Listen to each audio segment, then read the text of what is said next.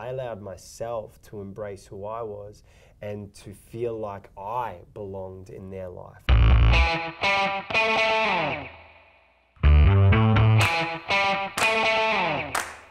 Hey, Dr. Bill here for another great Meet the Mentor. So, what is Meet the Mentor? Well, every year for the last 11 years, we've gone to this amazing location at UCLA and had Leap Week.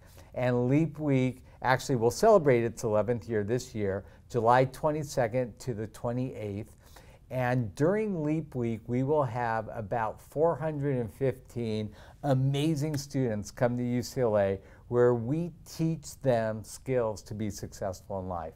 And we do that by bringing great mentors. And Emmanuel has been there. He opened up the program for us twice, actually, once at UCLA and then again at a special event we did. And I like to bring in people that have been incredibly successful in their life to share the secrets of their success with students. And we do that again on Friday at Leap Week. And on Friday, we do a mentor workshop where we have about 100 different professionals from all walks of life. We have doctors and lawyers and screenwriters and makeup artists and you name it. Sit there and tell the students how they became successful.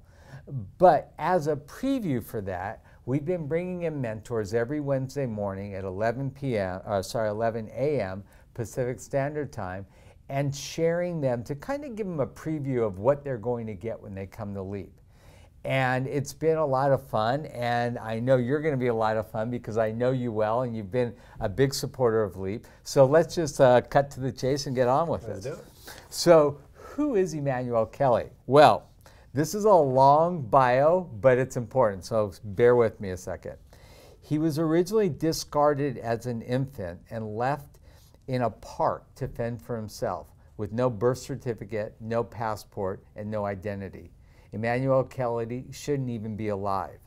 He was found by a nun, and he was taken to the Mother Teresa orphanage where he met his now brother Ahmed, and together they were raised in the war-torn Iraq for the first 7 years of their life. Emmanuel his life miraculously changed in 2000 when he and his now brother were brought to Australia for life-changing operations by humanitarian, is her name Moria Kelly, who adopted them.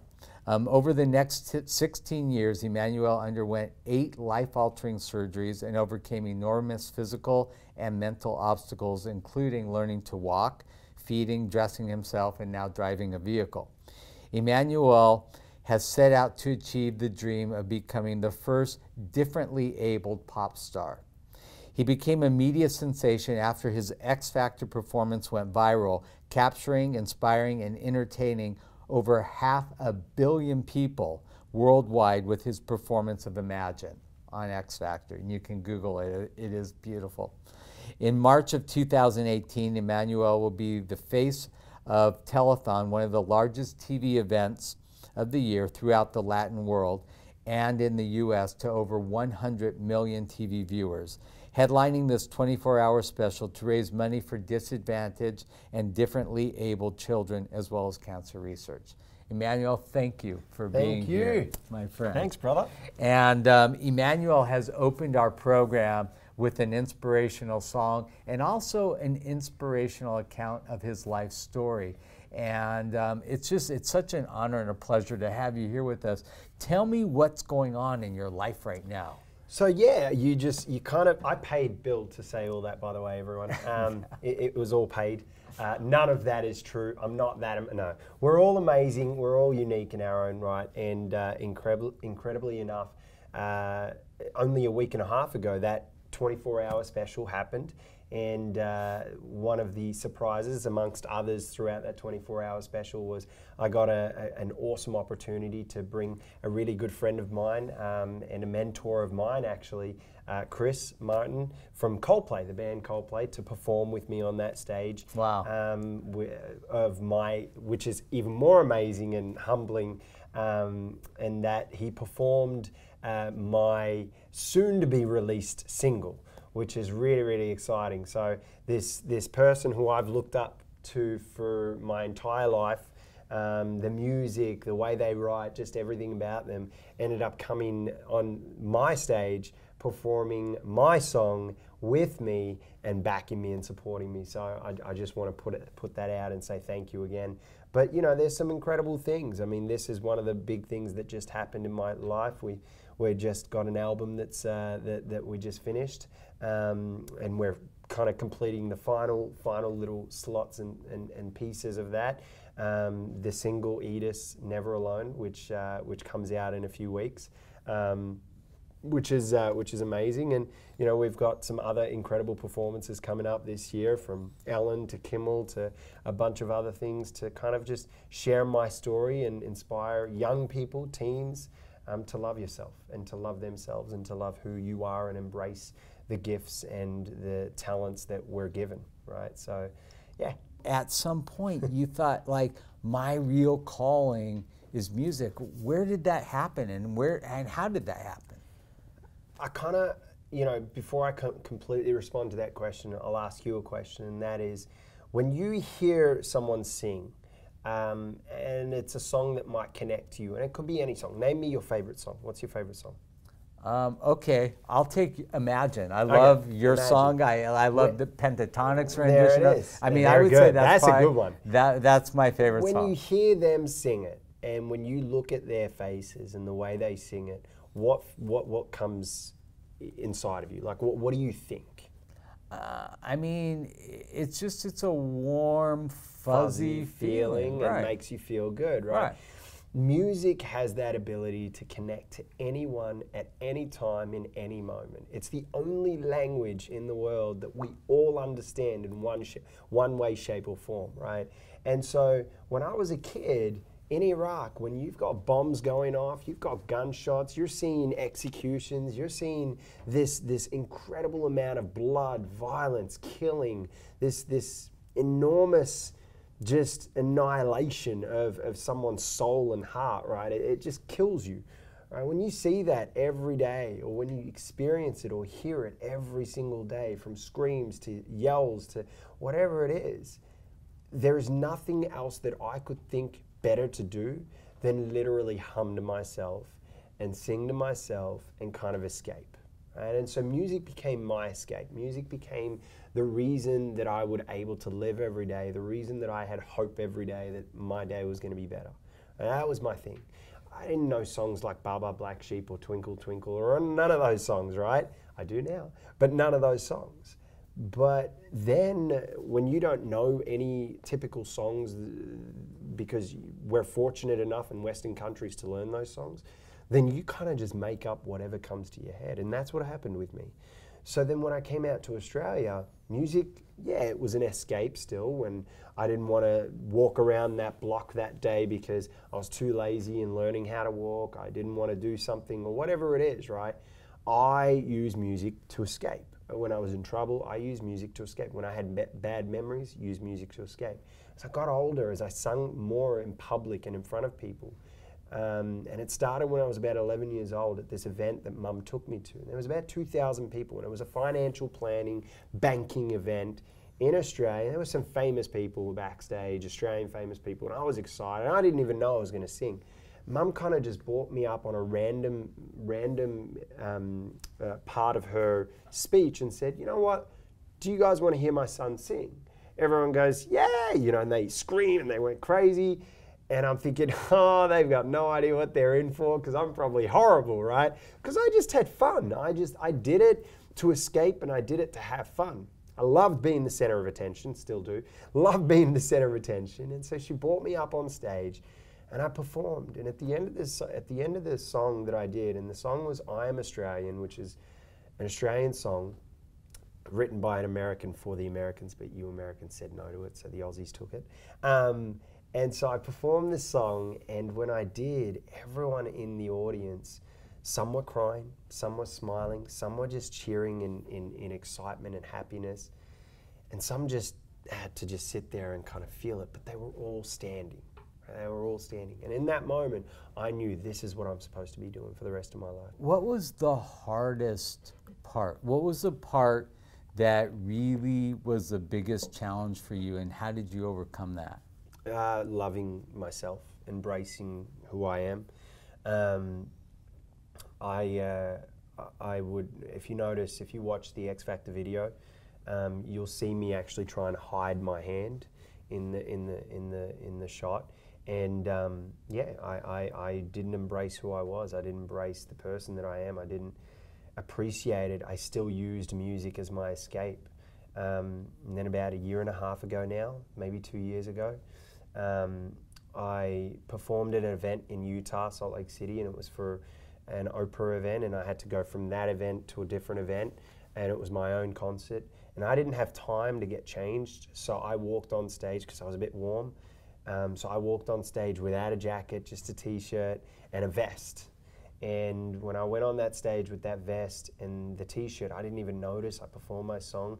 And halfway through the second song, I realized, shoot, I'm not wearing a t-shirt. I'm not wearing a jacket, or I'm not covering myself.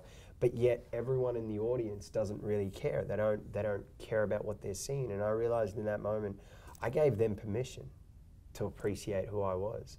I gave them permission to look at me as one of their own. And most of all, I gave myself permission.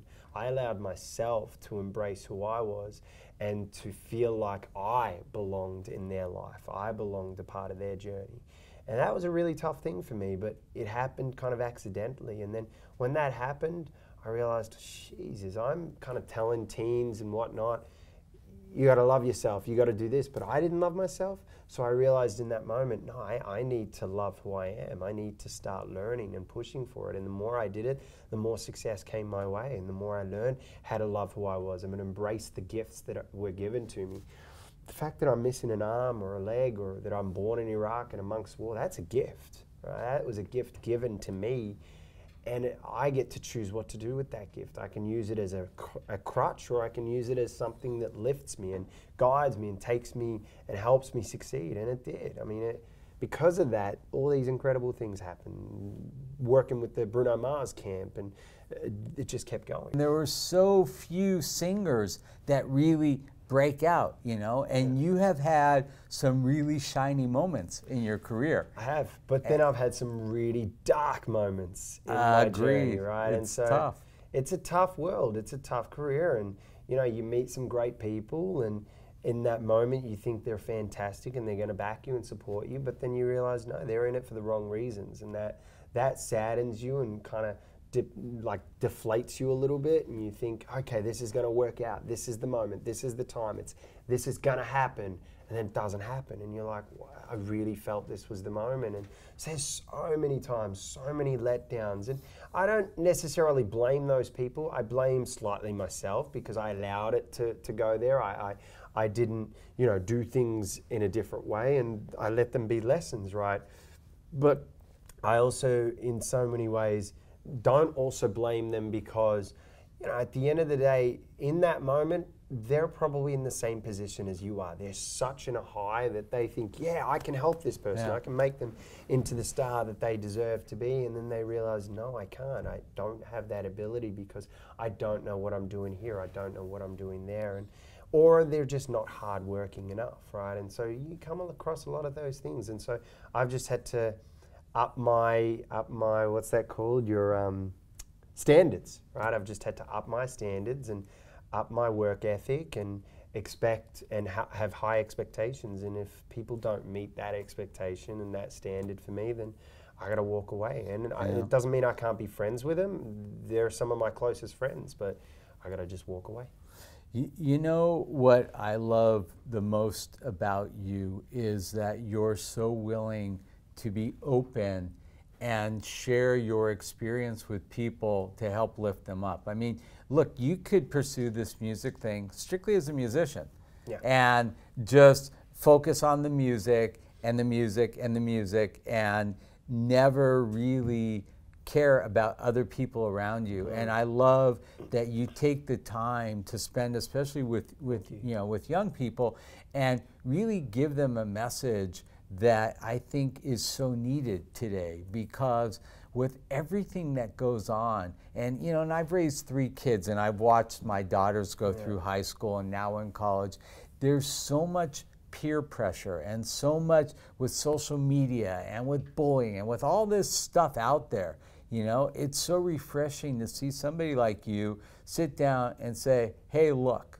you know, this is what you got to do. And I think that, you know, somebody who has the background and the experience that you have makes so much more of an impact on a young kid than, you know, than other people. And the fact that you actually take the time to do that is so appreciated. And I know our kids at Leap have loved you. I mean, I love you and look up to you and respect you.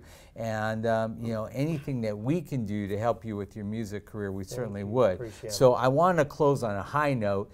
Tell me what's going on with your music career and the new album and how people can listen to it and kind of help support you. For sure, so the album comes out probably later this year, start of next year sometime. We have a couple singles that will be coming out this year. The first single will be coming out in the next few weeks on all platforms, which is awesome, YouTube as well. It's called Eat Us Never Alone. Right now there is actually a version of the same song with Chris Martin and I performing on YouTube, so make sure you check that out. And that's kind of, I guess, a sneak peek of what's coming for the single. And then we're also doing a big pilot later this year, which is called a Love Yourself Tour, which is kind of my concept that I came up with in support of an incredible movement, they're called, and it's called Love Button.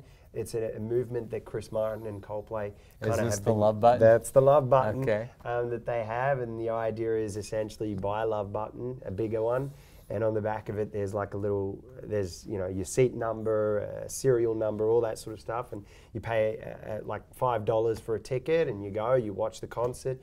And at the end of the concert, I perform at the concert, and we have, you know, a speaker as an opening act, a local act, myself as the kind of the key singer for this year, and the next year it'll be different, or the next one will be different. Me this year, and then at the end of the show we have a surprise guest star that comes along and performs a few tracks, and then we do an interview finding out how they learned to love themselves. And the whole idea is literally to just move this aspect of learning to love yourself and embrace yourself and kind of being selfish about yourself in that sense.